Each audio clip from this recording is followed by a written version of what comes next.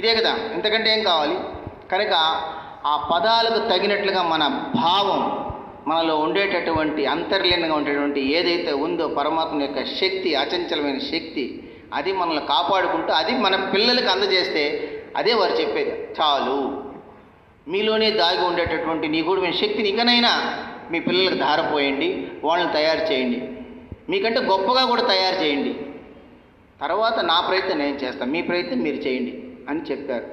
ఇక అది ఎంత బాధ్యత, అది ఎంత కర్తవ్య నిర్వహణ అనేది ప్రతి ఒక్కరూ చేసుకొని, నేనేం చెప్పాల్సిన ఏం లేదు, జస్ట్ మీ అందరిలో ఒకవాడిని, నేను నార లాంటి వాడిని అని మళ్ళీ చెప్తున్నా. ఈ పువ్వులన్నీ కలిపి పరమాత్ముని సమర్పించేటటువంటి ఒక హారానికి నేను ఒక నార, అంతేగాని ప్రత్యేకంగా ప్రిన్సిపాల్ అంటే ఏ కొమ్ములు రావు. నేనే ఏనాడు అధికార అహంకారంతో, దర్పంతో, గర్వంతో ప్రవర్తించలేదు, మీలో ఒక మనిషిగానే ఉంటున్నా. ఈ సార్ ముందరే ప్రమాణం చేసి చెప్తున్నాను, మనం ఇప్పుడు కంటే 100 రెట్లు మల్టిపుల్గా ఇంకా కృషి చేసి ఆ బిడ్డల యొక్క అభివృద్ధికి తోడ్పడాలి.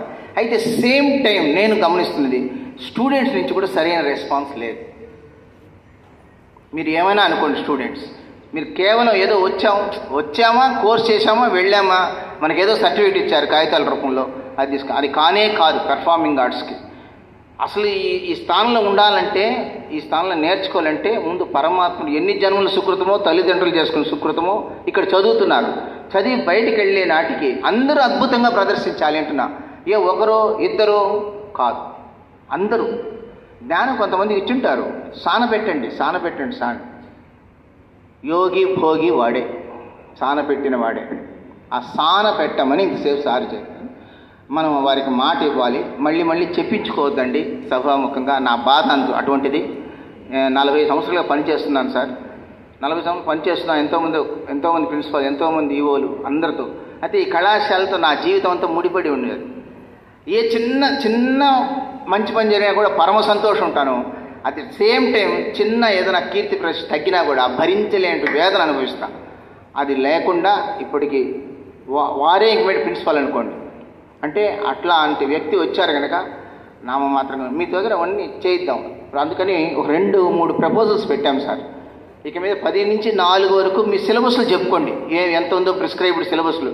కానీ ఒక గంట సేపు 4 నుంచి 5 వరకు ప్రతి లెక్చరరు ఇక మీద ప్రతి స్టూడెంట్స్కి వారికి అందుబాటులో ఉండేటువంటి వీణ, వేణు, వైలన్, మృదంగం ఏదుందో, నాదస్వరం, డోలు, హరికథ, భరతనాట్యం సబ్జెక్ట్స్ సిలబస్తో సంబంధం లేకుండా వాళ్ళు పెర్ఫార్మెన్స్, వాళ్ళ కనీస జీవన గతి, వాళ్ళు ఎన్నో పేద కుటుంబాల నుంచి వచ్చారు, వాళ్ళ స్థితి మారడానికి, ఉన్న స్థితి నుంచి ఉన్నత స్థితికి వెళ్ళడానికి వారికి మార్గదర్శకంగా ఆ 4 నుంచి 5 వరకు స్పెషల్ క్లాసెస్ తీసుకోమని చెప్పాము. అది అందరూ కూడా వారు ఒప్పుకున్నారు. ఇక మీద 4 నుంచి 5 వరకు ఉండి క్లాసెస్ తీసుకుని వెళ్ళేటట్టుగా ఎక్కడైతే వీలవుతుంది అక్కడ ప్రేయర్ హాలు, పెద్ద హాల్స్ ఉన్నాయి, చిన్న హాల్స్ ఉన్నాయి. ప్రతి ఒక్కరు ఇక మీద స్టూడెంట్స్, లెక్చరర్స్ 10 నుండి 5 గంటల వరకు ఉండాలి. అదేవిధంగా ఈవినింగ్ కాలేజీలో కూడా 5:30 to 6:30 ఉన్నటువంటి టైంని ఇక మీద 5 to 8 3 hours పనిచేయాలి. పొలోమని 100 మంది 150 మంది ఒకే క్లాస్ కాకుండా ఏ విధంగా స్ప్లిట్ చేసుకోవాలి.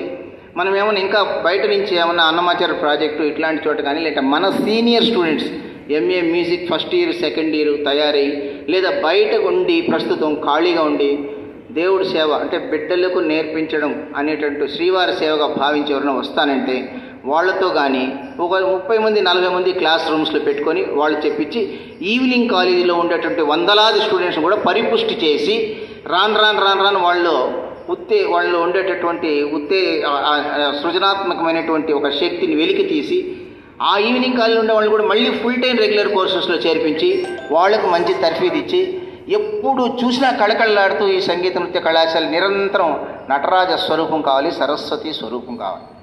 వేరే ఆలోచనే ఉండకూడదు, ఆలోచన రాకూడదు. సంగీతం, నృత్యం దీనికి తగినట్టుగా మార్గదర్శకులుగా గురువులు ఉంటారు. మనం మేలు కోరేటటువంటి ఉన్నతాధికారులు ఉన్నారు. నిజంగా ఈరోజు పవిత్రమైన రోజు, ఫేర్వెల్ డే. నిజంగా ఫేర్వెల్లే అందరికీ మంచి జరగాలి అనేటటువంటి ఈ సందర్భం ఒక టర్నింగ్ పాయింట్ అనుకుంటున్నాను కళాశాల చరిత్రలో. అది ఎవరైనా కానివ్వండి, ఎనీ కంపెనీ కానివ్వండి, అదేదో ప్లేస్మెంట్ అంటున్నారు, మహా ఇంటర్నేషనల్ కంపెనీలు వస్తున్నాయంటారు. ఇంతవరకు ఆ మాటలు కూడా ఎప్పుడూ మన 22 ఏళ్లలో ఎన్ని తెలియదు. నిజంగానే సార్, సత్యం. ఏనాడు కూడా మల్టీనేషనల్ కంపెనీలు వస్తాయి మీ కాలేజీకి, మిమ్మల్ని తీసుకెళ్తారు, మీరు మంచి ప్రదర్శనలు ఇవ్వండి అంటే ఆ సార్ ఒక చీఫ్ ఆడిటర్ కాబట్టి, చీఫ్ ఆడిటర్ అంటే ఎన్నో కంపెనీలు వారి యొక్క దయ కోసం ఎదురు చూస్తుంటాయి. ఆ దయని నేను సంగీత నృత్య కళాశాల కోసం వినియోగిస్తాను అని అన్నారు. అది నీ చేతిలో ఉంది. వినియోగించడం అంటే నాకు అర్హత ఉంటే కదా, యోగ్యత ఉంటే కదా. దేవుడే స్వయంగా దిగి వచ్చినప్పుడు నీకు ఒక అర్హత ఉండాలి కదా.